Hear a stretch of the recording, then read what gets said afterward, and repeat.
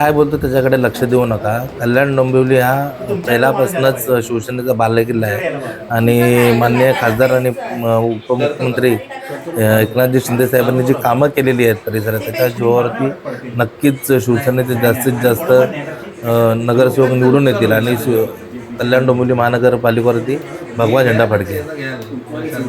नक्कीच आमच्याकडे आताच इच्छुक उमेदवाराची फार मोठी लिस्ट आहे.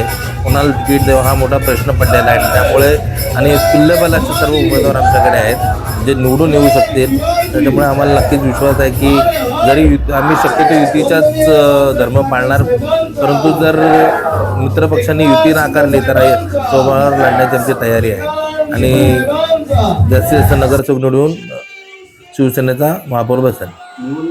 इलेक्शनमध्ये ज्या लोकसभेच्या असतील विधानसभेच्या इलेक्शन असतील सर्व कार्यकर्ते एकत्र येऊन मांडीला मांडी लावून काम करत असतात. परंतु स्थानिक स्वराज्याच्या जेव्हा निवडणुका होतात तेव्हा युती टाळली जाते.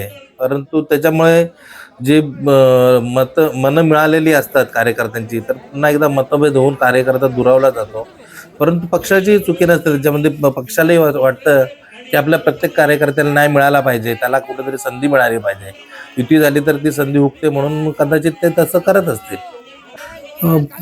प्रवेश तर रोजच्या रोज चालूच असतात.